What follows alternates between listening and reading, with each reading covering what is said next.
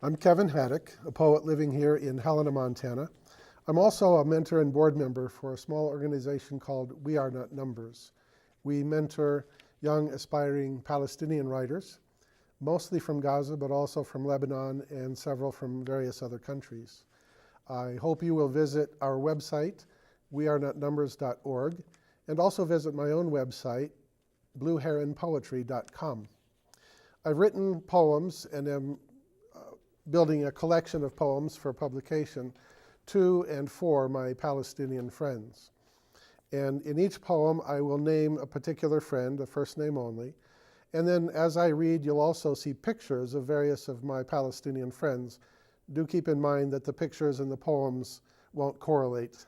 But I want to begin with this poem called A Riddle for My Sister, for Dua from Gaza.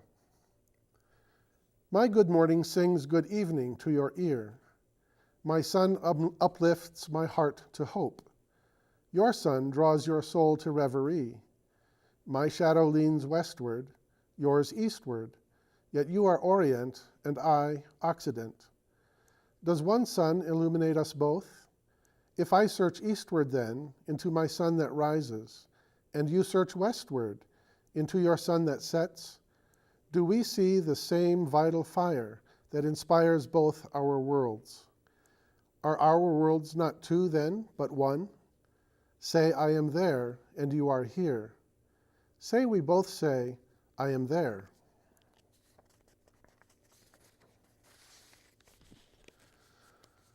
Voila, one light rises over Gaza. For voila in Gaza. And I want to explain one thing. For most of these poems, I won't be offering explanations, but I mentioned the great Omari in this poem. That is a very old and famous mosque in Gaza. And I mentioned Saint Porphyrius, which is a very old and famous church in Gaza. Voila, one light rises over Gaza. Far. Voila, your sun will hail from the Levant, laying crimson, lavender, and gold atop the great Omari and Saint Porphyrius, quickening olive leaves along the Gaza Strip to their obedient turning through the day. Mashallah, one light illuminates this peace. Zur. Voila, faithful with the sun, you rise and teach your wanton boys, so quick to smile or weep, to rage or sleep, and yet so quick to learn. They bring you apples, dear, and draw your tears, and still, bright heart, bright mind, you guide them. Inshallah, that self-same light will teach them peace. Asr. Voila, in rain that cools the rooftop afternoons, may you dance as droplets cool your sweat and tears, not sit and draw your knees up to your face and weep. Pray to know love's lexicon for rascal boys. Oh, pray to know what love among despairing men is. Mashallah, their hearts will one day dance in peace. Maghrib. Voila, see the blood-red sunset in the west, as shadows spread across the Mediterranean Sea and Gazan shade grows deep below the minarets. One lingering light adorns Omari and Porphyrius. May Allah tend that self-same fire in your heart and warm all weary hearts toward peaceful sleep. Isha. Voila, slow your hands across the keys. Pause and let the night air through the window come. Rest the coming day and rest the day now done by kneeling, bringing health to heart and bones. Untroubled sleep will cover all in welcome night. Alhamdulillah, voila. Dream your dream of peace. I have two friends named Ahmed in Gaza. This is for one of them. What binds you? What binds you, Ahmed, warrior, lover, sage, as if you dare not speak your mind, unleash your heart, and free your shackled Gazan soul? Each morning at your desk, you sift and cull and sort impassioned words of editorials, and by translation lift their voices, not your own. At Rafah Gate, the puppets turn you back. At Erez Gate, the puppets turn you back, while puppet masters manage Ramallah. Each morning at your desk, you sift and cull and sort impassioned words of editorials, and by translation lift their voices, not your own. Across the fields and fence, small puppets crouch behind their berms to hem you in with fear. They pop their guns to keep your fire at bay. Each morning at your desk, you sift and cull and sort impassioned words of editorials, and by translation lift their voices, not your own. No morning sun has ever risen on its own. No fiery dawn will rise in you, Ahmed, unless you put your shoulder to a sun that lingers till the hour you designate. Mashallah, inshallah, you plead, as if Allah himself did not await your voice.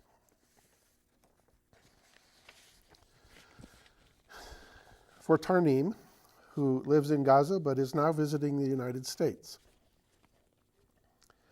After a message from Tarneem, you walk the beach and stop, like anyone, to gather shells, let coral sand spill between your fingers, listen to the sea repeat its ancient harmony of faith and blood upon the fabled shore of Palestine. You could walk the length of Gaza's beach within a day or two, Tarneem, like anyone, but there would be an end of it, a threat, a drone, a fence, a tower with a guard, a gunboat prowling several miles out. You messaged me. I love the sea, you said, then turned until the sunlight caught your face and made your cheekbone flame against the sky. Your eyes look deeper than the sea, my dear, for all your eyes have seen and heart has dreamed. Like anyone, Tarneem, you dream, like anyone.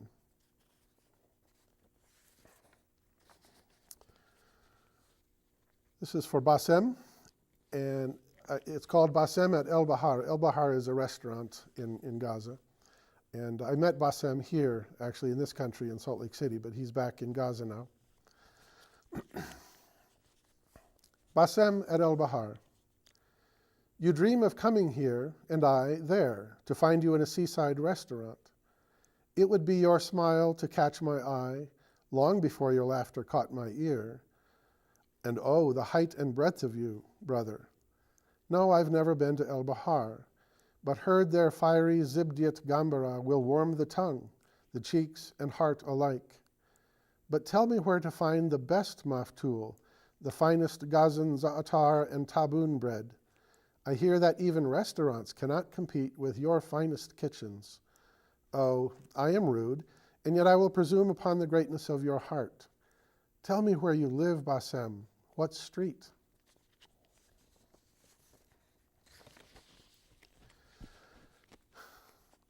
The name Heba means gift, and that's important throughout this poem.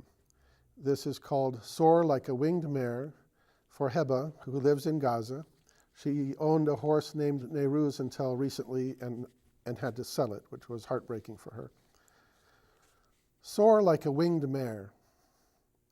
Every morning early, I stand inside my bedroom window and view the mountains, making sure they have not gone. The mountains are gift.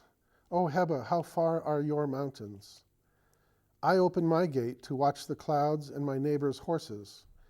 Before the coming storm, they chase each other across a pasture. Oh, Heba, you ride swift Nehruz.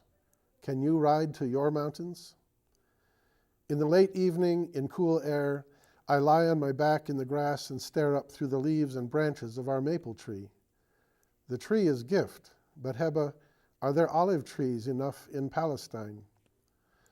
Resting in the finery of my lawn, how shall I think of you, Heba, there in Gaza, a stripped and dying home where hearts lie broken? I turn and bury my face in the grass, in the shade of my tree. How do I pray, Heba, when you fly to forget on the back of Nehruz? That hope will fly into your heart and soar like a winged mare. How shall I pray for you, Heba, when hope is a gift that torments? And for my other friend, Ahmed, who weeps a lot. Oh, brother, great heart. To weep, cry, sob, let fall a deluge, a heart that holds such passionate skies when love bears witness to a suffering soul, is not small, fearful, weak, and overwhelmed, but pours its self like quenching summer rains. You cradle in your heart, Ahmed, a sea.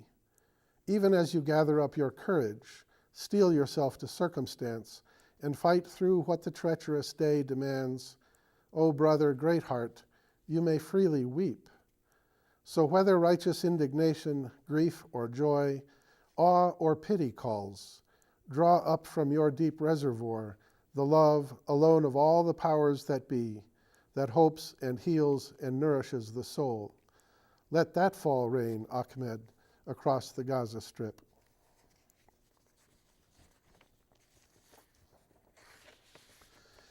This is for a friend named Hooda, who lives in Ain al-Hilwa, one of the refugee camps, so-called, in Lebanon. For Hooda in her blue hijab. Come sit with me and watch the birds. Arm by arm and hip by hip, we'll sit among the blue stars of your garden. Perhaps our hands will meet in air like wings of a blue rock thrush the while we chat. Overhead, a flock of birds, turning, dipping, weaving, disappearing, pearl their script across the same blue haze mantling a far-off garden of my own.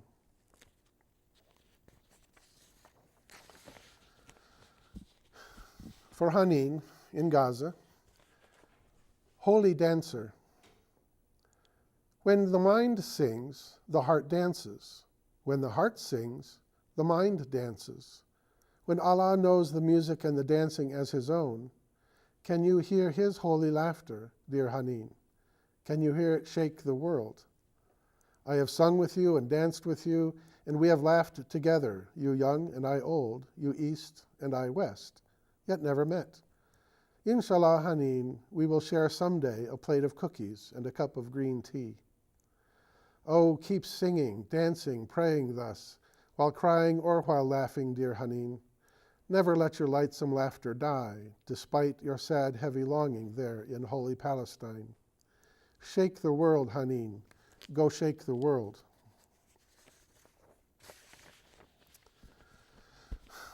This friend wants to stay anonymous. She lives in Beirut, Lebanon. She is Palestinian. I too am Palestine. A shadow comes and does not rest at first, but comes again to linger in the wings, then make a mournful entrance on her stage. How does this insubstantial thing, mere shade, impose such weight, as if a heavy sea were rolling upon her heart's low shore? How does this one dark player's aspect overcast the sky within her heart, as if a scrim had lowered on her world? The writers of her stage play left her out, gave her no voice, no heart, no face, a role as Philistine without a time or place. Her brief lament, I too am Palestine, a thing to shout with joy, merely dies, a whisper in the dark that no one hears.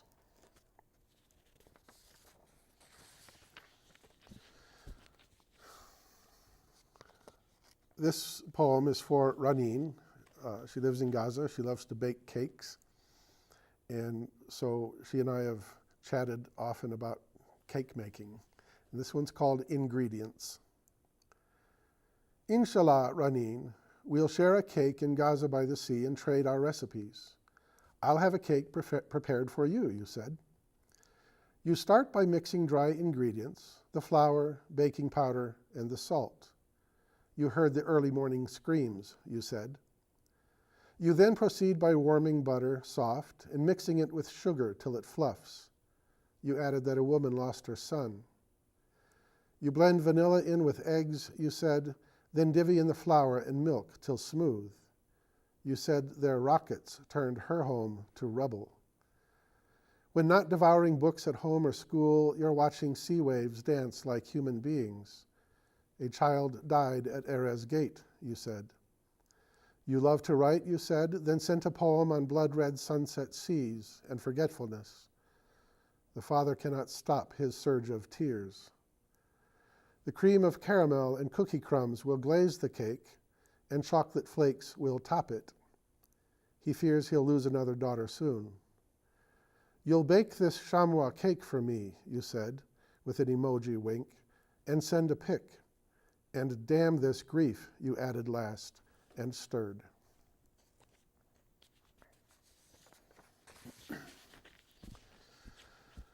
For my friend Omnia from Gaza, whose laugh is wonderfully uplifting. Such laughter as she has may echo, thunder rolling down the distant hills, booming across a wide valley of sunshafts on motley fields.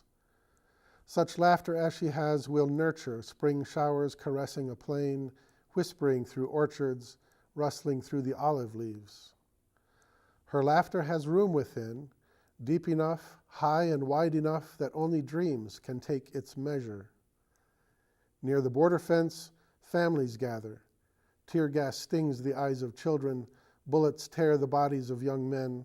Her windows rattle as somewhere in Gaza City, a building bursts apart.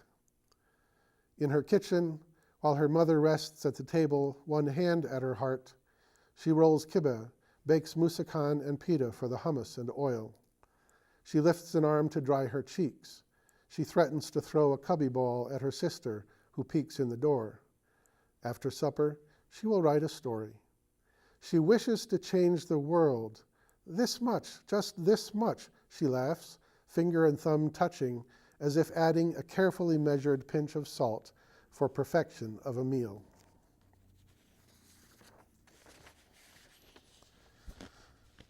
And for my friend Bossman, he is a physiotherapist for the Ministry of Health in Gaza, and this one is called Physiotherapist. If I run from them, they will not see me breathing. If I yell at them, they will not hear me breathing. If I throw rocks at them, they will try to stop my breathing. They pretend I don't exist, or they say, you fanatic, you standing there by the Ministry of Health, you terrorist, who do you think you are, Arab, just standing there and breathing? Why don't you do something worthwhile? They speed by, fearful of dying, grasping their aching chests, clutching at their angry hearts, tearing at their hair and gasping for air after shouting at me. Through the din of their helicopters and jets and tank engines revving, I wonder if any of them says to himself, see that man just breathing over there? I think he is the only one here who knows what he's doing. I am trying to teach them how to breathe by breathing. How else does one teach the world to breathe? And finally, I have one for my friend Malik. She's a young painter. She's now studying in Istanbul, Turkey, but she comes from Gaza. This poem I wrote while sitting on the porch of the Khalil Gibran Museum in Bashari, Lebanon. So I'm writing it from Lebanon to Malik in Gaza as she paints. Mashallah, Malik. In the village of Bashari, I sit at the feet of Khalil's mountain, gazing long at her, her curves, her fierce and gentle slopes, the color of her flesh in the sun comforting my eyes, her grace clothed in orchards and vineyards of peach, cherry, and grape. I sit among roses, alyssum, and poppies, gathering light with them, while close by, the remnants of cedar Labani still lift their arms in longing and lament to her. The day cools, the haze lifts, the lines, colors, and shadows of her grace deepen like the confident strokes of an artist who knows my longing, my mother. I speak to her, she is silent. Malik, you have seen her from far off Gaza. You have heard her voice in the voices of mothers, their singing and their weeping. You know her grace in the shape of their eyes, their lips, their shoulders, their breasts. I see in the work of your palette and brushes the sternness, the laughter, the sorrows of her brow, and I say, now she speaks to me. I see your mothers of Gaza, Malik. Thank you.